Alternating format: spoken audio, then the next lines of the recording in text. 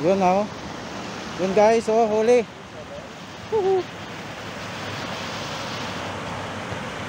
Yan, nakarami ako ng huli guys. Dito sa may Cornish. Ayan oh.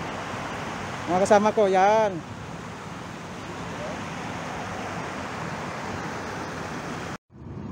Try lang natin, palipas oras lang.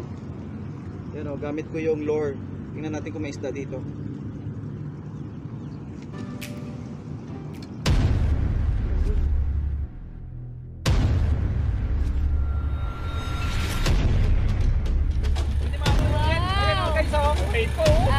Why pa guys?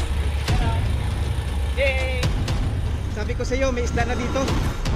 Woohoo! Yes! Woohoo! Oh, itong paksiw, masarap si paksiw. Woohoo!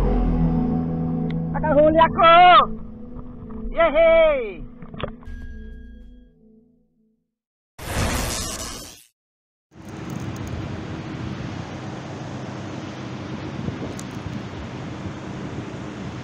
So guys, what's up? Ito na ulit. We're back into fishing. After 1 month and a half yata tayong nawala sa fishing kasi sobrang init ito ngayon sa amin sa Doha, Qatar. Kaya ito na ngayon guys, simula ulit sa fishing, medyo magtaglamig na. Kaya medyo marami-rami na yung isda guys dito sa sa tabing dagat, dito sa may Cornish. So tara na guys. Let's go fishing.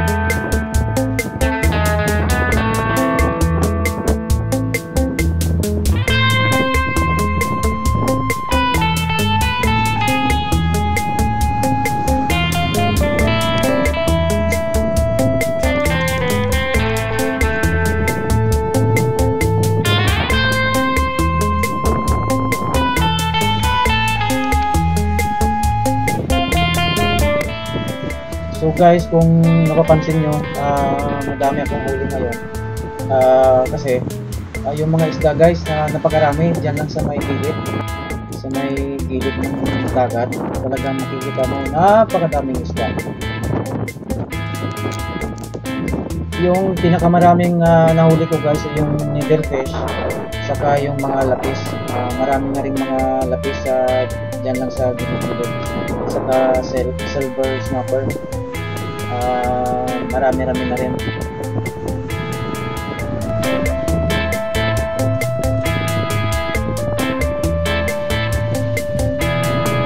Eventually. So guys, I'm back. I'm back sa bahay at nandito na ulit ang aking mga huli galing sa Cornish. And guys, mayroon akong bagong huli ngayon guys. First time. Oh, magandang catch ko ngayon. Yan. Yan, hindi ko alam kung anong klaseng isda na naman to. Silver snapper ata to. Yan oh, malaki siya. Pwede na. Then ito, another silver. Oh, another silver snapper. Basta. Oh, tapos mga matutulis na isda ulit as usual. Madami. Paksiw na naman kami. Fresh na fresh. Yan guys oh, ang dami. Yan pa. Yan pa. Ito pa. Enjoyed the video, and if you did, make sure to hit the subscribe button. We try to upload 2 videos a day. And please help and support my channel.